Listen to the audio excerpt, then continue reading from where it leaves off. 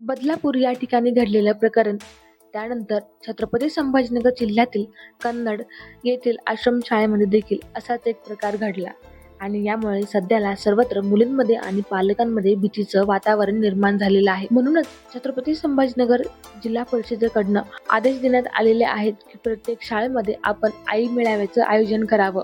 कारण की मुली ह्या आपल्या आईच्या जास्त जवळ असतात आणि आपल्या मुलींची आईनं नेमकं कसं नातं निर्माण करावं किंवा अशी घटना घडू नये म्हणून पालकांनी नेमकी काय काळजी घ्यावी त्यासाठीच हा मेळाव्याचं आयोजन करण्यात आलेलं आहे. तर नेमकं हा मेळावा कसा असणार आहे, याच्या अंतर्गत काय काय होणार आहे, याविषयी सविस्तर माहिती. जसं आपल्याला माहिती आहे की आपल्याला महिलांना सक्षमीकरण करण्यासाठी त्यांना फर्स्ट ऑफ ऑल अवेअर करणं खूप गरजेचे आहे. आपण गुड टच बॅड टचचा कार्यक्रम घेतोच आहेत.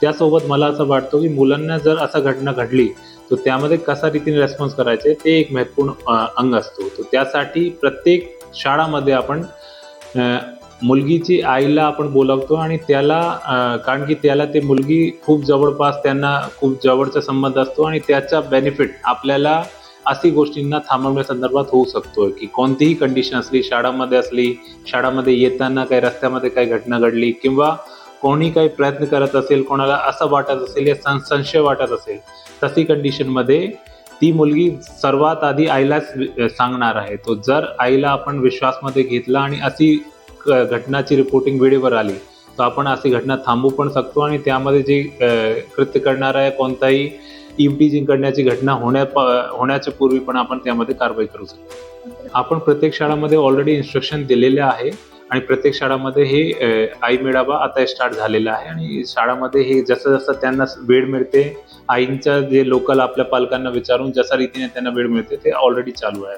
माझा त्यांना अशी विनंती राहणार आहे की आपले मुलगे आहे, आपले जो पोरे आहेत त्यांच्या सर्वात क्रुशियल पिरियड असतो त्यांचं जे बालपण आहे त्यामध्ये आणि शाळामध्ये ज्यावेळी शिकतात तो त्यांचं एक विश्वासाचं वातावरण असतो आणि कुठेही म्हणजे ज्या ठिकाणी पण ते काम करतात, कुठेही जातात फिरतात, त्यांच्या एक विश्वासाचं वातावरणामध्ये ते काम करतात. तो तशी कंडिशनमध्ये आपल्या पालकांना पण आपल्या जे पेरेंट्स आहेत त्यांना पण खूप अवेअर राहण्याची गरज आहे आणि कधीही आपला मुलगा मुलगी जे पण सांगत असेल त्याच्यावर आपल्याला बारकीने लक्ष देऊन त्याच्या म्हणण्यामध्ये काही इंटरप्रिटेशन वेगळा येत असेल तो लगेच तुम्ही संबंधित पोलीस यंत्रणा या संबंधित शिक्षक या संबंधित जे शासनाचे उपांग आहे त्याला कॉन्टॅक्ट करावा आणि आपल्याकडे चाइल्ड हेल्पलाईन नंबर आहे, महिला हेल्पलाईन नंबर आहे, त्यामध्ये बी ते कॉन्टॅक्ट करू शकतात. माझी सर्वांना अशी विनंती राहणार आहे ते आपल्या उपक्रम आहे त्यांना तुम्ही चांगलं प्रतिसाद द्यावा. तर या पद्धतीने हा उपक्रम संपूर्ण जिल्ह्यामध्ये राबविण्यात येणार आहे आणि याचा नक्कीच खूप मोठा फायदा हा होणार आहे. Apurva Talnikar, news 18 local, Chhatrapati Sambhajinagar.